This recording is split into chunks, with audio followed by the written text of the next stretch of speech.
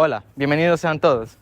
Quería iniciar este video haciendo la pregunta de ¿qué son los aminoglucósidos? Es una pregunta que le hice a mis alumnos de la Facultad de Medicina y curiosamente no supieron cómo contestármela. Hubieron muchas dudas y inquietudes y recopilé las mejores que tuvieron mis estudiantes y decidí reunir a un grupo de expertos para solucionarla. Respondiendo a la pregunta previamente hecha, los aminoglucósidos son fármacos sintéticos o naturales que sirven para más que todo tratar como infecciones. Me presento, antes que nada, soy el doctor Marco Cepeda, salubrista hace 10 años y catedrático en la Universidad Católica de El Salvador. Muchas gracias y ahora pasaremos con los expertos. Bueno, bienvenidos sean todos el día de hoy, porque ahora les presentaré a mis compañeros que vamos a hablar sobre el tema de aminoglucósidos. Les presento a la doctora Sandoval, ella es médico infectóloga desde hace 10 años en el área clínica. Les presento al doctor Jorge Viana, que es médico internista desde hace 8 años en el área clínica. Les presento a la doctora Portillo, que es médico de urgencias desde hace 13 años. Y le presento a la doctora Rocío, que es médico de urgencias también desde hace 15 años. Entonces, quisiera un poco entrando al tema, abordarlo de la siguiente manera, de que los aminoglucósidos son una familia de antibióticos realmente importantes porque los usamos para el tratamiento de infecciones, como por ejemplo una infección en vías urinarias. Ahora, doctor Viana, ¿qué opinión tiene usted del uso que les brinda los aminoglucósidos? ¿Recomendaría usarlos? Bueno, mira, desde mi experiencia tengo que decir que los aminoglucósidos no son fármacos de primera línea, debido a que estos son fármacos tiempo dependiente o dosis dependiente. ¿Qué quiere decir esto? Da como resultado que mientras más tiempo utilicemos los fármacos en un paciente, mayores serán las probabilidades de que los efectos adversos surjan en este paciente. Pongamos de ejemplo una infección en las vías urinarias. En este caso, yo los pensaría en utilizar si es el caso de que yo he utilizado otros antibióticos y no han funcionado en la infección bacteriana. Bueno, en el caso que sean bacterias aerobias, quedan negativas. De lo contrario, pues no los utilizaría. Como he dicho, no son fármacos de primera línea.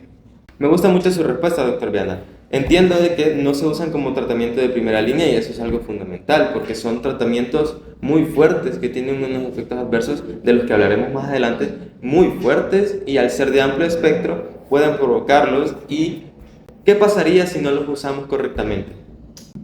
Bueno, esto principalmente genera lo que son mutaciones en las proteínas del ribosoma bacteriano y dificultando que este proceso se concluya en el mecanismo de acción principalmente.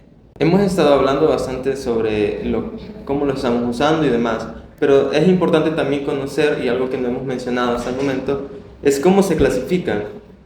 Doctora Sandoval, ¿podría darme una breve explicación de cómo se clasifican estos fármacos? Por supuesto. Pues primero que nada debes de saber que los aminoglucósidos son productos naturales o derivados semisintéticos. En el caso que sean naturales, estos se dividen en dos tipos de hongo, los streptomyces y los micromonosporas. En los streptomyces tenemos 5 clases de antibióticos, los cuales son la streptomicina, la neomicina, la kanamicina, la tobramicina y por último la paramomicina. En el caso que sea de la micromonospora, tenemos solamente 2, los cuales son la gentamicina y la zizomicina. Primero que nada debes de saber de que estos tipos de fármacos, los más utilizados en el área clínica, solamente son 3, los cuales son la streptomicina, la gentamicina y la amicacina, que te voy a mencionar un poco más adelante. ¿Por qué la gentamicina? La gentamicina es el aminoglucósido de primera elección por su bajo costo y por su eficacia contra las bacterias gram negativas aerobias. También su vía de administraciones, porque se puede administrar de forma parenteral, se puede administrar de forma tópica y oftálmica. En el caso de que sean derivados semisintéticos, solamente tenemos 2, los cuales son la amicacina, que te mencioné anteriormente, que es derivado de la kanamicina, y la netilmicina, que es derivada de la zizomicina. En el caso de todos estos antibióticos de un espectro bastante amplio, a excepción de la streptomicina, esta casi solo se utiliza para la tuberculosis, se puede en una dosis diaria de 1000 miligramos. Siguiendo con usted, doctora Sandoval, me acaba de mencionar muchos medicamentos y muchas vías de administración.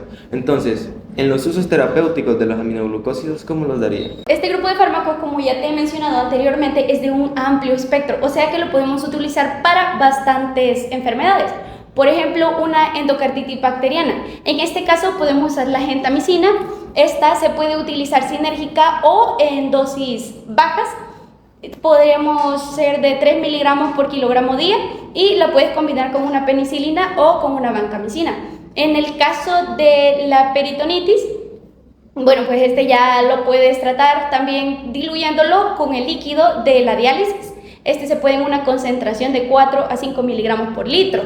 En el caso de la IBU o infecciones en vías urinarias, esta se puede tratar intramuscular con la gentamicina, sería 5 miligramos por kilogramo.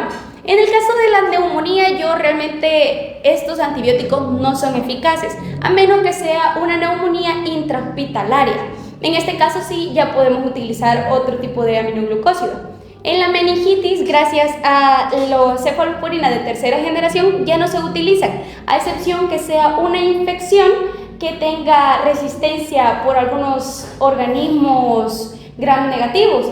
En este caso sí ya se utilizaría la gentamicina intravenosa 5 miligramos. También podemos ver en una septicemia, en la tularemia, acá podemos utilizar la streptomicina o la gentamicina, que también se puede dar 1 o 2 gramos al día por de 10 a 14 días. También se puede con la peste, por alguna pseudomona, la micacina es muy buena en este caso. También con alguna amibiasis, la paramomicina, la tuberculosis o algunas infecciones cutáneas. También un poco tocando estos medicamentos, algo que mis alumnos tenían mucha complicación para entender era el mecanismo de acción de ellos. ¿Cómo entonces a nivel molecular actúan los aminoglucósidos para inhibir el crecimiento bacteriano? Este actúa a nivel de los ribosomas, por lo tanto actúa en lo que es la subunidad 30S y también actúa en la síntesis de proteína, lo que va a provocar un error en el ARN mensajero. Por lo tanto, también provoca lo que es una anomalía en la membrana citoplasmática, lo cual lleva a un debilitamiento de la bacteria y por lo tanto provoca lo que es la muerte bacteriana. Estamos tocando muchos usos clínicos, estamos tocando muchos medicamentos, estamos tocando vías y estamos tocando el mecanismo de acción. Pero también hay un efecto importante que es el efecto postantibiótico. ¿Cómo se genera el efecto postantibiótico y por qué es tan importante? Con esto nos referimos al efecto o a la capacidad que tiene el antibiótico de poder suprimir lo que es el nuevo crecimiento bacteriano, porque este lo que hace es bajar la concentración, la baja hasta el nivel de concentración inhibitoria mínima, por lo tanto el efecto persiste, pero mientras la concentración disminuya, las bacterias sobrevivientes van a lograr seguirse multiplicando. Me gusta mucho su respuesta, pero tocando un poco algo que es muy importante y mencionamos al inicio en las primeras preguntas, los efectos adversos, me gustaría guiar la conversación a ese punto. Cuando yo estudiaba medicina y cuando aprendí sobre los efectos adversos de los aminoglucósidos, me parecía bastante intrigante y siempre se rondaba una pregunta en mi mente que era ¿cómo sucedía esto? ¿Me podría, doctora Rocío, mencionar cuáles son los 3 efectos adversos más importantes? Bueno, principalmente los 3 efectos adversos que debemos tener en cuenta a la hora de utilizar los aminoglucósidos son la nefrotoxicidad, la ototoxicidad y el bloqueo neuromuscular. ¿Por qué llega a suceder esto, doctor Bien? En el caso de los aminoglucósidos, esto generalmente su efecto secundario más común sería lo que es la nefrotoxicidad. En este caso se acumulan los aminoglucósidos en las células del túbulo proximal.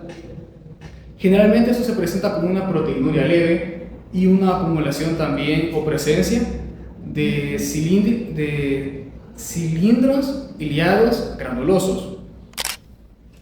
Aquí lo que sucede es lo siguiente, tenemos que tener atención al siguiente síntoma, y es que ocurre una reducción del filtrado glomerular. Aquí el paciente lo que pasará es de que consumirá siempre la misma cantidad de agua, pero misionará menos, entonces habrá una retención de líquidos en este. Entiendo. Hemos tocado en este momento la nefrotoxicidad. Hay otros 2 síntomas clínicos que son la ototoxicidad y el bloqueo neuromuscular. Entonces, quisiera que la doctora Sandoval me hablara de la ototoxicidad y que la doctora Marcela Portillo me hablara del bloqueo neuromuscular. Por supuesto, la disfunción vestibular o auditiva puede presentarse tras la administración de cualquier aminoglucósido, pero especialmente se produce por la estreptomicina. Este causa hipoacusia bilateral irreversible para los sonidos de alta frecuencia o puede ocasionar también hipofunción vestibular.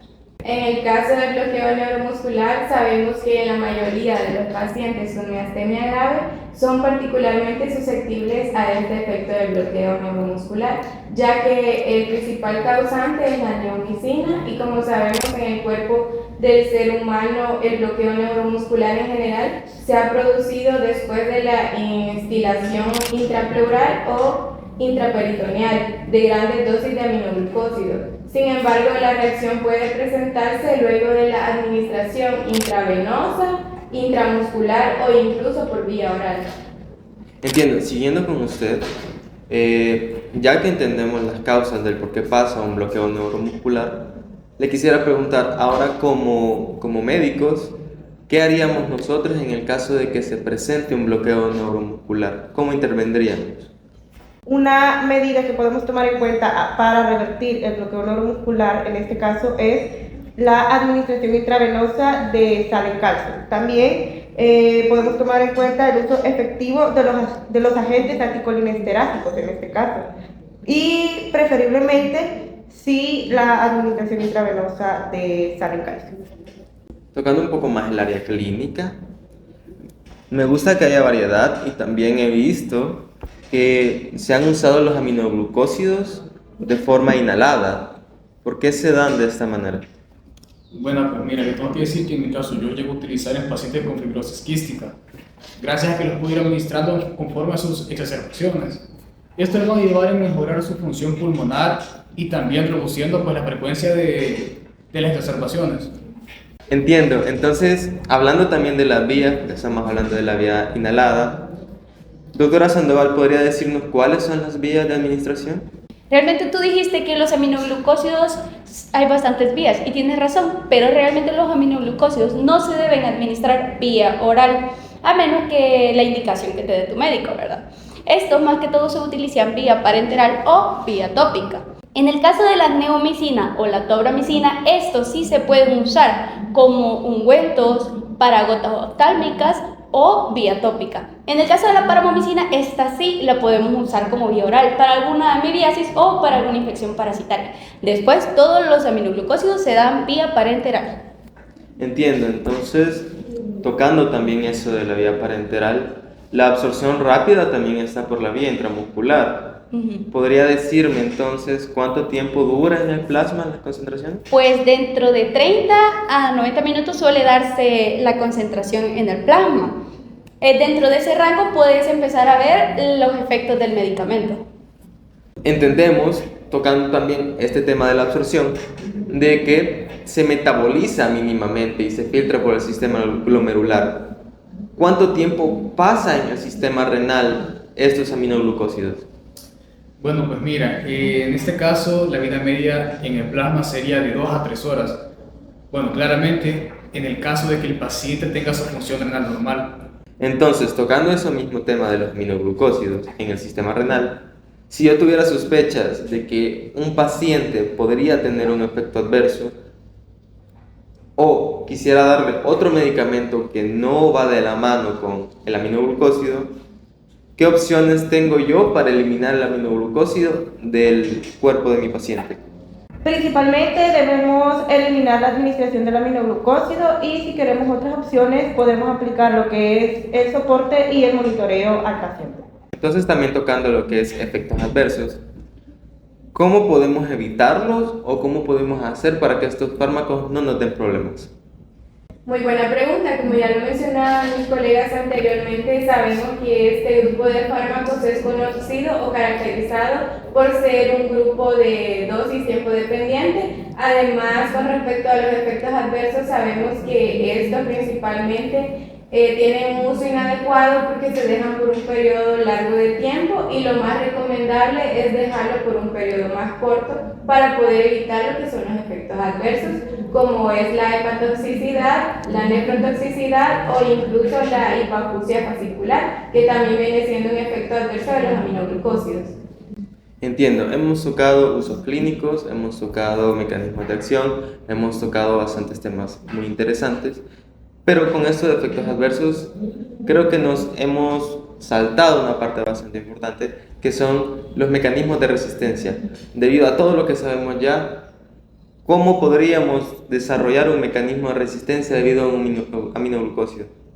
Pues en los mecanismos adquiridos de la resistencia, la inactivación del fármaco por las enzimas microbianas es donde las bacterias producen enzimas que modifican y desactivan los aminoglucósidos, impidiendo que estos ejerzan su efecto bactericida. Otra es la falla en la penetración del antibiótico intracelularmente. El antibiótico no logra penetrar adecuadamente en la célula bacteriana. Esto limita su acción. También está la baja afinidad del fármaco por el ribosoma bacteriano. Las mutaciones en las proteínas del ribosoma bacteriano pueden reducir la afinidad de los aminoglucósidos por su sitio de acción, lo que disminuye su eficacia. Entiendo. Ya para ir finalizando, los dejaré con mis compañeros para que digan unas palabras de despedida y empezaremos con la doctora Sandoval. Bueno, pues primero que nada quiero agradecerte a ti por habernos invitado a mis colegas y a mí a este podcast y espero les haya ayudado mucho a tus alumnos. Bueno, muchas gracias por ser invitado al podcast. La verdad es que ha sido muy enriquecedor para todos los presentes y también para los oyentes. Espero regresar pronto. Primeramente, muchas gracias por la invitación, gracias por la atención y esperamos haber aclarado sus dudas sobre el tema de los aminoglucósidos. Bueno, no está de más agradecer por la invitación a este podcast, ¿verdad? Esperando que toda esta información sea de provecho para los alumnos también.